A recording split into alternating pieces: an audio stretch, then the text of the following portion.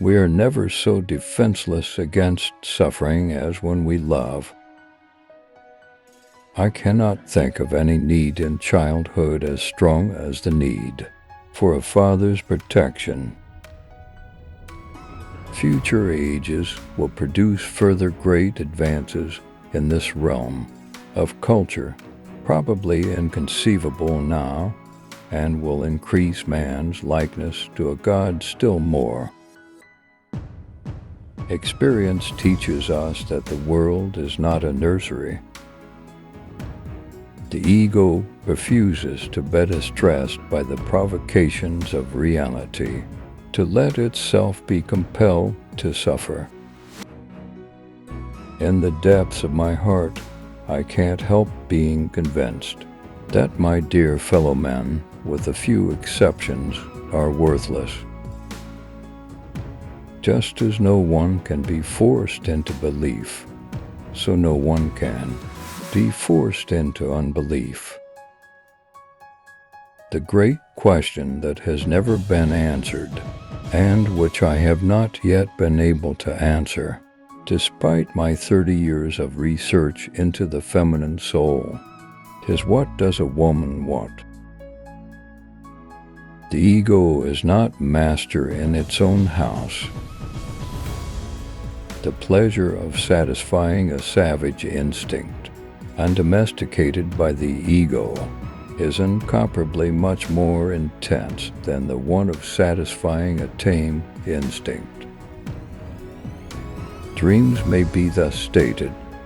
They are concealed realizations of repressed desires.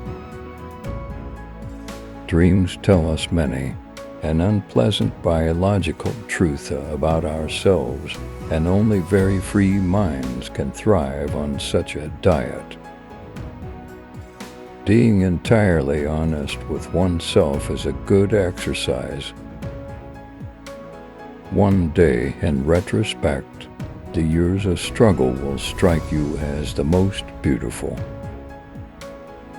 It is that we are never so defenseless against suffering as when we love, never so helplessly unhappy as when we have lost our loved object or its love.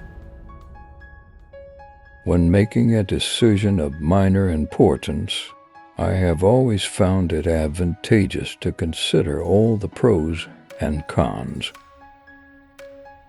Everywhere I go, I find a poet has been there before me. The scope of one's personality is defined by the magnitude of that problem which is capable of driving a person out of his wits. Words have a magical power. They can bring either the greatest happiness or deepest despair. Life as we find it is too hard for us. It brings us too many pains, disappointments, and impossible tasks. He that has eyes to see and ears to hear may convince himself that no mortal can keep a secret if his lips are silent. He chatters with his fingertips. Betrayal oozes out of him at every pore.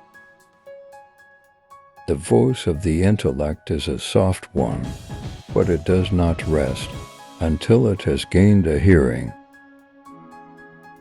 Every normal person, in fact, is only normal on the average. His ego approximates to that of the psychotic in some part or other, and to a greater or lesser extent. A woman should soften but not weaken a man. Analysis does not set out to make pathological reactions impossible, but to give the patient's ego freedom to decide one way or another. Children are completely egoistic. They feel their needs intensely and strive ruthlessly to satisfy them. Where ID was, their ego shall be.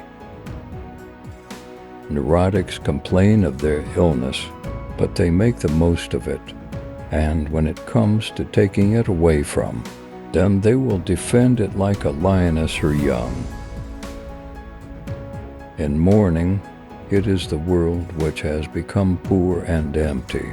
In melancholia, it is the ego itself.